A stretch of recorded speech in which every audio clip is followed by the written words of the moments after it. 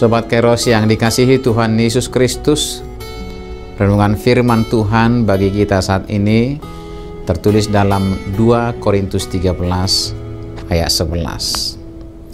Akhirnya saudara-saudaraku, bersukacitalah, usahakanlah dirimu supaya sempurna, terimalah segala nasihatku, sehati sepikirlah kamu, dan hiduplah dalam damai sejahtera.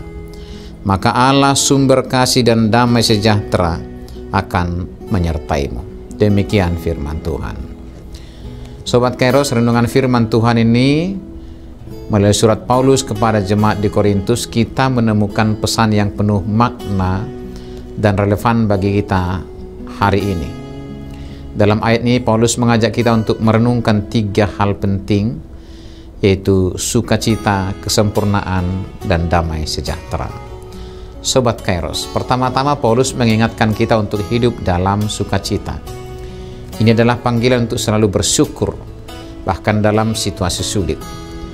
Sukacita bukan hanya respons terhadap kebahagiaan yang datang dari luar, tapi juga sikap hati yang tumbuh dari dalam. Saat kita bersukacita, kita menghormati Allah dan memberi kesaksian tentang iman kita kepada dunia.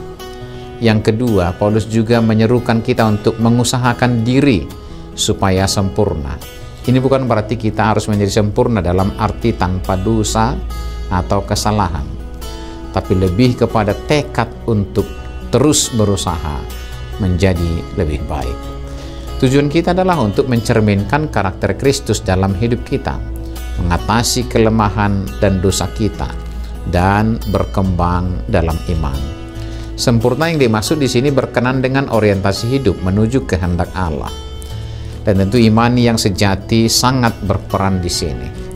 Sobat Kairos, yang ketiga, melalui renungan ini Paulus memberi pesan penguatan dan mengingatkan kita untuk hidup dalam damai sejahtera. Damai ini bukan hanya ketenangan fisik, melainkan juga kedamaian batin.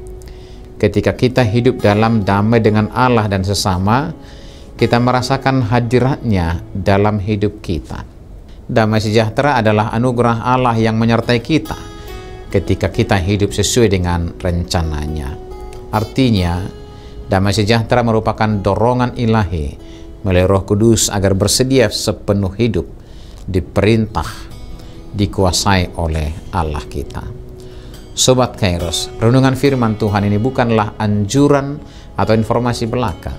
Renungan ini adalah panggilan untuk hidup dalam kasih, sukacita, dan kesempurnaan, dengan kesadaran akan kehadiran Allah yang membawa damai sejahtera.